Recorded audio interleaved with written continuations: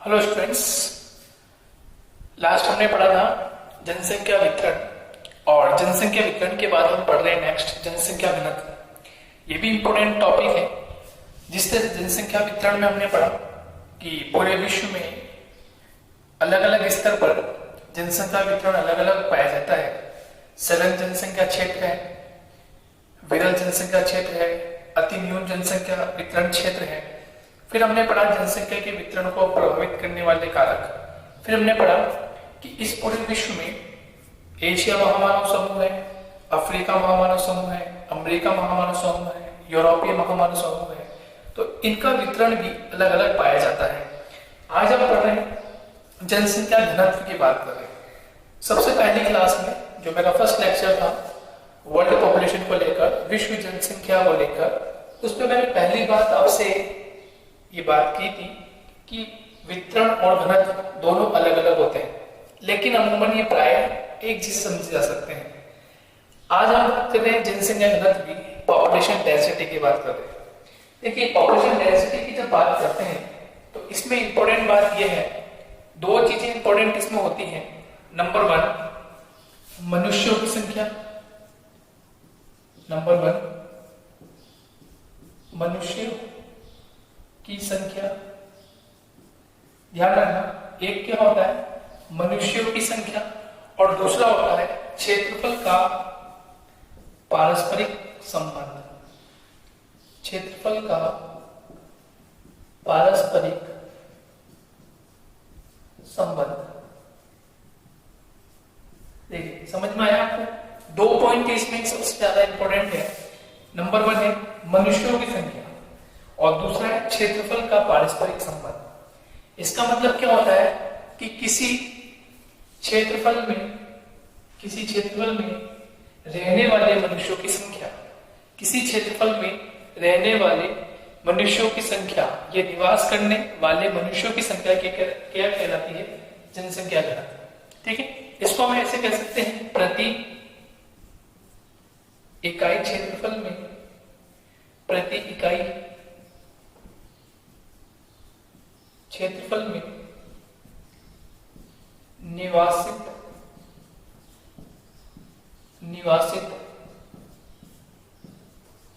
मनुष्यों की संख्या। हम इसको ये भी कह सकते हैं, दोनों को मैंने जोड़ दिया है और यहां मैंने लिख दिया कि प्रति इकाई क्षेत्रफल में निवासित मनुष्यों की संख्या। जबकि इससे पहले हमने पढ़ा था वितरण। जबकि इससे पहले हमने क्या पढ़ा था? वितरण। दोनों में डिफरेंस है। देखिए, घनत्व का मतलब क्या होता है? यहां पर अनुपात की बात करते हैं। किसकी बात कर रहे हैं यहां? अनुपात की। किन दो के मध्य अनुपात?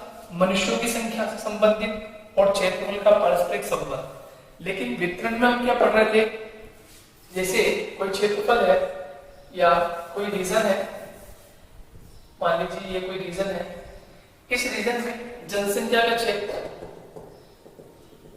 जनसंख्या का वितरण किस प्रकार है, इसमें हमने ये बात वितरण में।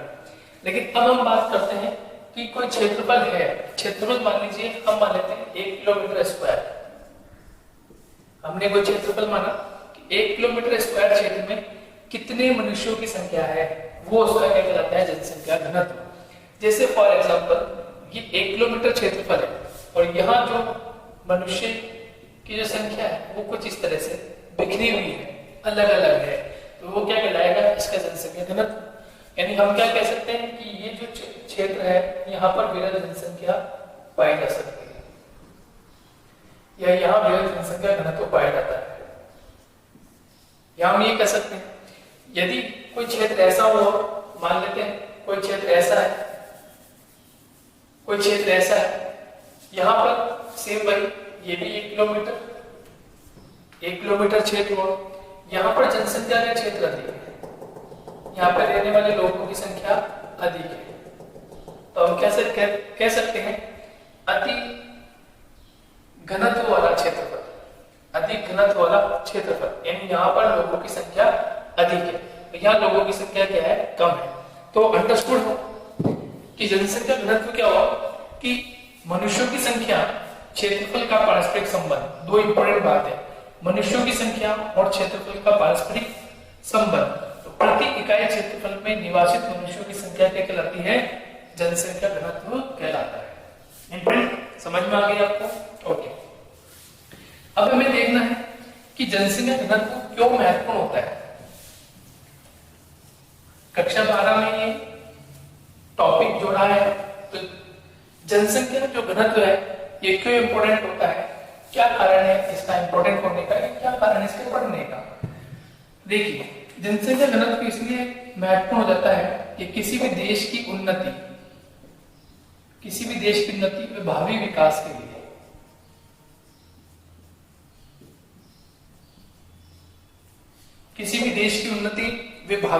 के लिए जनसंख्या घनत्व अत्यधिक महत्वपूर्ण है।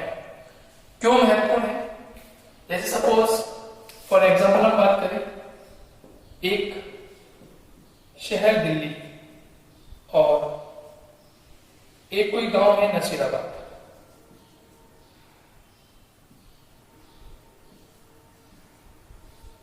ठीक है, अब हम देखते हैं फॉर एग्जाम्पल दिल्ली में प्रति 1 किलोमीटर क्षेत्रफल में लगभग 10,000 लोग निवास कर रहे हैं। कितने लोग? 10,000 लोग, लगभग 10,000 लोग निवास कर रहे हैं। वहीं दूसरी ओर एक नसीराबाद रीजन है, यहाँ 1 किलोमीटर में मात्र 1,000 लोग निवास कर रहे हैं। यहां लिख देते हैं मनुष्यों की संख्या।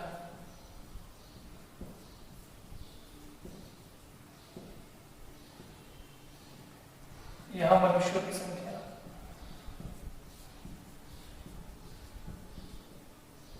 ठीक है।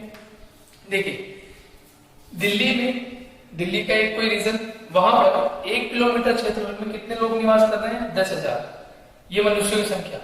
और वही नसीराबाद, यहां पर 1 किलोमीटर क्षेत्रफल में कितने लोग निवास कर रहे हैं? 1000। तो सबसे ज्यादा कहां निवास कर रहे हैं? लगभग 10 गुना निवास कर रहे हैं।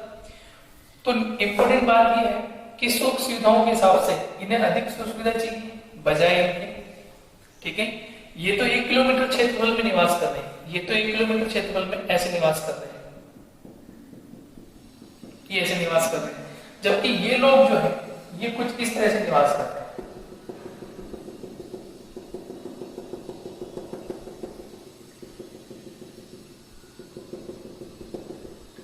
ये कुछ इस तरह से निवास कर रहे हैं। तो कहने का मतलब क्या? उन्नति और भावी विकास।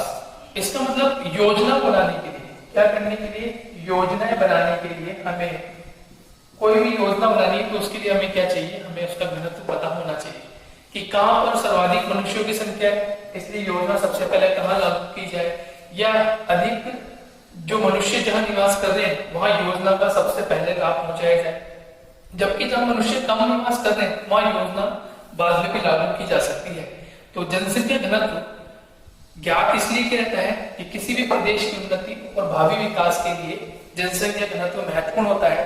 विभिन्न प्रकार की योजनाएं, चाहे बाल कल्याण विकास संबंधित हो, महिला कल्याण विकास संबंधित हो, शिक्षा संबंधित हो, पेयजल संबंधित हो, जितनी भी योजनाएं हैं जहां सर्वाधिक घनत्व होगा सबसे पहले वहीं पर लागू की जाएगी। तो ये अर्थ हो जाए जनसंख्या घनत्व निकालने का, या जनसंख्या घनत्व क्यों महत्वपूर्ण होता है किसी भी देश के लिए। इससे हमें ये पता चल जाता है कि वहां सर्वाधिक दबाव मनुष्यों का कहां और किस शहर में या किस स्थान पर देखा जा सकता है। नेक्स्ट, जनसंख्या घनत्व जो होता है वो विभिन्न पहलुओं पर निर्भर करता है। विभिन्न पहलू कौन कौन से हो सकते हैं? तो विभिन्न पहलू हम देखें, जैसे हमने वितरण में भी पढ़ा था कि उस प्रदेश की जलवायु, ये इंपॉर्टेंट होता है। उस प्रदेश की आर्थिक गतिविधियां, आर्थिक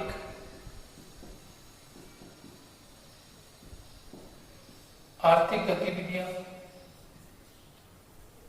कृषि कार्य,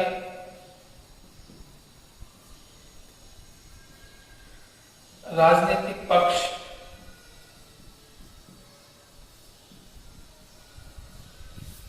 इसके अलावा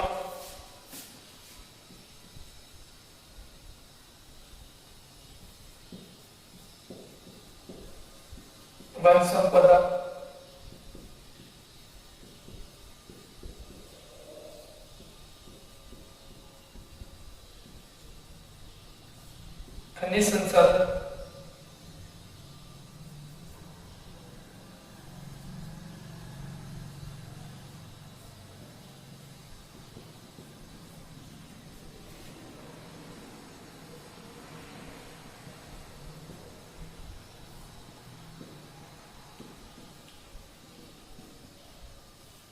सामाजिक व सांस्कृतिक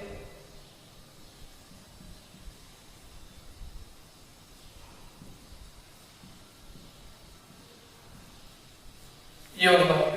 देखिए देखते हैं कि जनसंख्या घनत्व किन किन पहलुओं पर महत्वपूर्ण होता है। जहां जलवायु अनुकूल होगी मनुष्यों के लिए, वहां पर जनसंख्या घनत्व अधिक देखने को मिलेगा। जहां जलवायु गर्म होगी वहां जनसंख्या घनत्व कम पाया जाएगा। जहां जनसंख्या ठंडी जलवायु जहां ठंडी प्रकार की होगी, शीत प्रकार की होगी, वहां जनसंख्या घनत्व कम पाएगा। ठीक उसी प्रकार से वितरण जैसा ही है, लेकिन जनसंख्या घनत्व जो होता है वो विभिन्न पहलुओं पर निर्भर करता है। नेक्स्ट, आर्थिक गतिविधियां। जहां आर्थिक गतिविधियां अधिक प्रकार की होगी, मनुष्यों को रोजगार अधिक मिलेगा, मनुष्यों को शिक्षा मिलेगी, मनुष्य विभिन्न प्रकार के क्रियाकलाप कर पाएगा। ऐसे जगह पर आर्थिक गतिविधियां यदि अधिक होती है तो जनसंख्या घनत्व वहां पर अधिक हो जाएगा। इसे हम फॉर एग्जाम्पल दो रीजन से समझ सकते हैं। दो रीजन जैसे फॉर एग्जाम्पल हम ले लेते हैं, एक लिया हमने दिल्ली और एक हमने कोई छोटा गांव ले लिया फॉर एग्जाम्पल हमने नसीराबाद ले लिया। हम दोनों को कंपेरिजन करते चलते हैं। देखिए कृषि कार्य देखें तो कृषि कार्य जहां सर्वाधिक जनसंख्या घनत्व होगा, मनुष्य की संख्या जहां सर्वाधिक होगी तो कृषि कार्य भी सर्वाधिक होगा। हालांकि दिल्ली रीजन में कृषि कार्य नहीं होता क्योंकि वह एक बहुत बड़ा शहर मेट्रोपॉलिटन सिटी है, तो वहां कृषि कार्य नहीं होता। लेकिन दिल्ली के आसपास वाला जो रीजन है वहां कृषि कार्य अधिक होता होगा। कारण क्या है? क्योंकि दिल्ली में जनसंख्या अधिक निवास कर रही है। कंपेरिजन करें नसीराबाद से तो दिल्ली में जनसंख्या अधिक निवास कर रही है, तो लोगों को फिर कृषि पर निर्भर रहना पड़ेगा, क्योंकि खाने के लिए सामग्री चाहिए, हरी सब्जियां चाहिए, ठीक है। पशु से प्राप्त हमें जो दूध है, मक्खन है, पनीर है, उससे जो प्राप्त हमें चाहिए वो कृषि कार्य पर संभव होगा। तो जहां सर्वाधिक जनसंख्या होगी कृषि कार्य भी सर्वाधिक वहीं पर आकर्षित होंगे बजाय नसीराबाद की ओर। यहाँ जनसंख्या कम होगी तो यहाँ पर कृषि कार्य भी कम होंगे, आर्थिक गतिविधियां कम होगी, जलवायु की डिफरेंस होगी कि दिल्ली में किस प्रकार की, नसीराबाद में किस प्रकार की है। नेक्स्ट, राजनीतिक पक्ष। राजनीतिक पक्ष भी महत्वपूर्ण हो जाता है। राजनीतिक पक्ष महत्वपूर्ण क्यों होता है? क्योंकि दिल्ली में सरकार, हमारी केंद्र सरकार जो दिल्ली में चल रही है, तो महत्वपूर्ण पक्ष क्या होगा? दिल्ली की ओर, ना कि नसीराबाद की ओर। वन संपदा, खनिज संसाधन, तो इन दोनों में भी यही डिफरेंस होगा। जहां सर्वाधिक मनुष्य निवास करेंगे वहां पर वन संपदा, खनिज संसाधन वहां निर्भर होंगे। और घनत्व जो है यानी जनसंख्या घनत्व किसी भी देश में आर्थिक उन्नति, सामाजिक व सांस्कृतिक योजनाओं के लिए लाभप्रद होता है। ये समझ में आ गया हमें जनसंख्या घनत्व। अब जनसंख्या घनत्व को निकालने के लिए विभिन्न प्रकार के सूत्र हमें दिए हुए हैं, वो भी महत्वपूर्ण है। हमने पहले भी चर्चा की थी आपसे कि बोर्ड एग्जामिनेशन में इस प्रकार से क्वेश्चन पूछ सकते हैं कि गणितीय घनत्व क्या होता है, कृषि घनत्व क्या होता है, कायिक घनत्व क्या होता है, तो हम उसकी चर्चा करते हैं। तो ये पार्ट था जनसंख्या घनत्व क्या होता है, जनसंख्या घनत्व क्यों महत्वपूर्ण है, जनसंख्या घनत्व का अर्थ क्या होता है, ये हमने बात कर। अब हम बात करते हैं जनसंख्या घनत्व के प्रकारों की।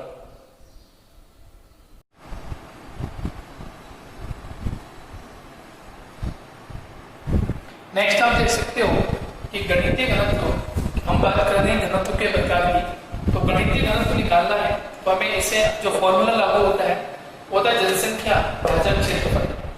जनसंख्या भाजक क्षेत्रफल का मतलब क्या हुआ कि उस प्रदेश की जनसंख्या जहां का हमें गणितीय घनत्व निकालना है, उस प्रदेश की जनसंख्या और क्षेत्रफल कितना है, ये ध्यान रखना। क्षेत्रफल कितना है तो क्षेत्रफल हम प्रति वर्ग किलोमीटर के हिसाब से लेते हैं। प्रति वर्ग किलोमीटर क्षेत्रफल के अनुसार उसमें निवासित जनसंख्या।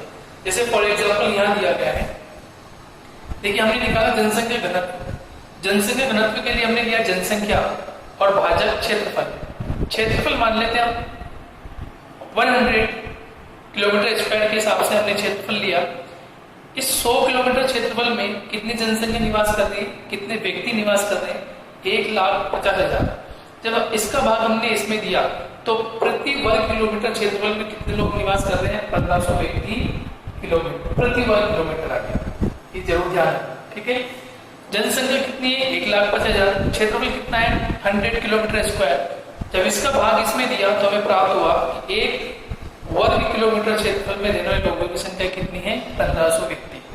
ओके, नेक्स्ट, ये तो हुआ गणितीय घनत्व। तो ये तो होता है गणितीय घनत्व प्राप्त करने का कि जनसंख्या अपना क्षेत्रफल किस प्रकार से प्राप्त कर सकते हैं। नेक्स्ट है आर्थिक घनत्व यानी कि इकोनॉमिक डेंसिटी। अब इकोनॉमिक डेंसिटी हमें प्राप्त करनी है तो किसी भी प्रदेश की जो आर्थिक गतिविधि है उसके लिए महत्वपूर्ण क्या होता है संसाधन। तो जिसका भी हमें आर्थिक घनत्व निकालना है वही सेम प्रति वर्ग किलोमीटर के हिसाब से वहां कितने संसाधन है, कितने संसाधन है और वहां जनसंख्या कितनी निर्भर है या कितनी जनसंख्या में निवास करती है, उसको यदि हम इसमें से भाग दे दें तो हमें प्राप्त हो जाएगा आर्थिक घनत्व। तो आपसे क्वेश्चन पूछ सकता है, इसमें हम ये देखते हैं कि संसाधनों की जो क्षमता है वो कितनी महत्वपूर्ण होती है और उस प्रदेश में निवास करने वाले लोगों की संख्या कितनी होती है, ये महत्वपूर्ण हो जाता है।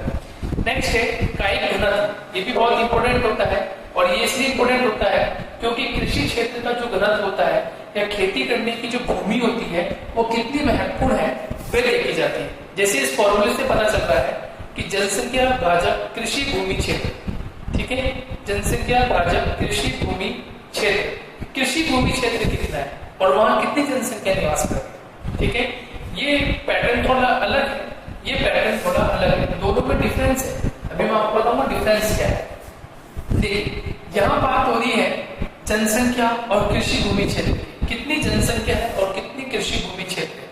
जबकि इस कृषि घनत्व में एग्रीकल्चर डेंसिटी में हमें यह प्राप्त हो रहा है कि कृषक जनसंख्या कितनी है, कितनी कृषक जनसंख्या कितनी है। यहाँ तो हमने उस प्रदेश में पूरी जनसंख्या को सम्मिलित कर लिया, लेकिन इस कृषि घनत्व में केवल कृषक जनसंख्या को सम्मिलित करेंगे और कृषि भूमि क्षेत्र को सम्मिलित करेंगे। ओके, तो ये कहलाएगा कायिक घनत्व। इस कायिक घनत्व का मतलब क्या हो गया कि जनसंख्या कितनी है उस क्षेत्र विशेष में प्रति वर्ग किलोमीटर क्षेत्रफल में और वहां कृषि भूमि क्षेत्र किस प्रकार का है, ये इंपॉर्टेंट हो जाएगा। नेक्स्ट, कृषि घनत्व क्षेत्र। कृषि घनत्व क्षेत्र में क्या होता है, कृषक जनसंख्या कितने ऐसे मनुष्य हैं, व्यक्ति हैं जो केवल कृषक है, जो केवल किसान है, क्योंकि किसी भी प्रदेश विशेष में सभी किसान नहीं हो सकते, कुछ अन्य कार्य करते होंगे, कुछ बैंक कर्मी होंगे, कुछ शिक्षा कर्मी होंगे, कुछ अन्य कार्य गतिविधियों में लगे होंगे, तो हर कोई व्यक्ति कृषक नहीं होगा। तो हमें यहाँ पर केवल और केवल कृषक जनसंख्या का पता लगाना है, केवल और केवल क्या लगाना है, कृषक जनसंख्या पता लगाना है और हमें देखना है कि वहां पे कृषक जनसंख्या कितनी है और कृषि भूमि का क्षेत्र कितना है, इससे हमें प्राप्त होता है वहां का कृषि घनत्व क्षेत्र। नेक्स्ट होता है पोषण घनत्व। पोषण घनत्व में इंपोर्टेंट क्या होता है, उस प्रदेश की जनसंख्या और भोज्य फसलों का क्षेत्रफल।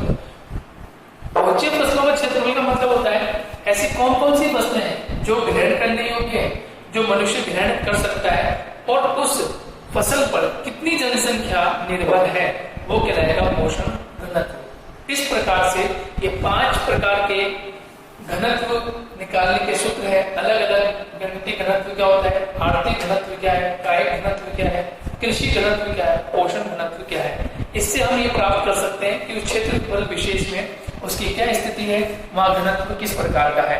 तो ये एग्जामिनेशन में पूछ सकते हैं कि जनसंख्या घनत्व के कितने प्रकार हैं, तो 5 प्रकार है।